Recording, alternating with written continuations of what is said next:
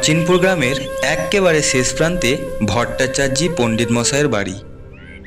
পণ্ডিত সাদাসিধে শান্তশিষ্ট নিরীহ ব্রাহ্মণ মানুষ। বাড়িতে তার তেলের দরকার পড়েছে, তাই তিনি কালুর বাড়ি গেছেন তেল কিনতে।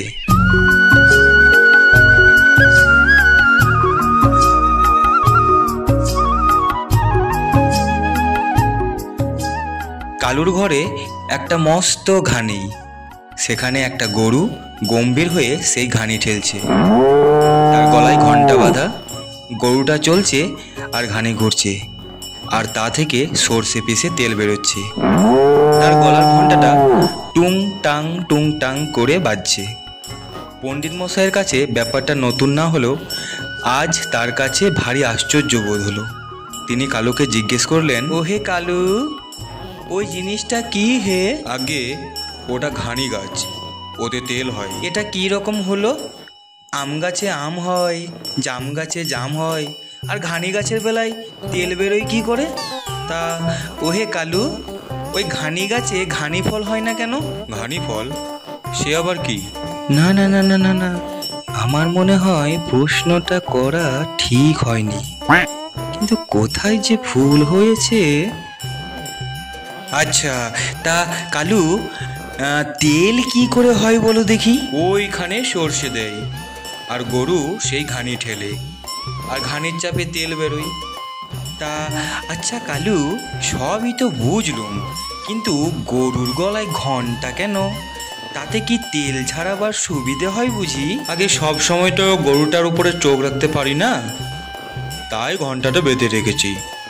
ওটা যতক্ষণ বাজে ততক্ষণ বুঝতে পারি গরুটা চলছে, থামলে আমিও টের পেয়ে তারা লাগাই। পণ্ডিত মশাই এমন অদ্ভুত ব্যাপার আর দেখেননি। তিনি বাড়ি যাচ্ছেন আর মনে মনে ভাবছেন,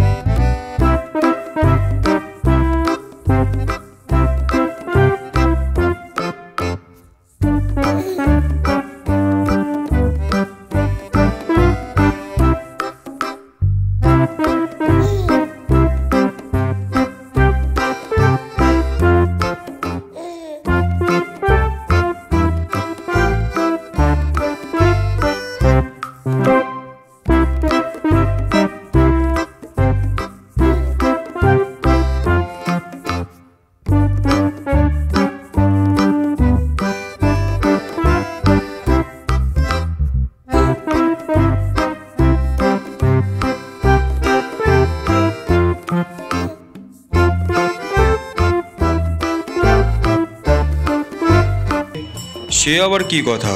এই মনে করো যদি এক জায়গায় ঠায় দাঁড়িয়ে মাথা নাড়িয়ে, তাহলেও তো ঘন্টা বাজবে, কিন্তু ঘানি তো চলবে না।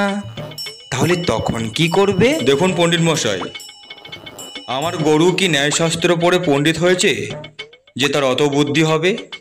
সে আপনার টোলেও যায়নি, শাস্ত্রও পড়েনি, আর গরুর মাথায় আপনার মতো অত মতলবও খেলে না।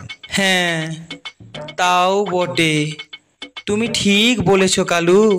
এই মূর্খ গরুটা ন্যায় শাস্ত্র পড়েনি বটে, তাই তোমার কাছে জব্দ আছে।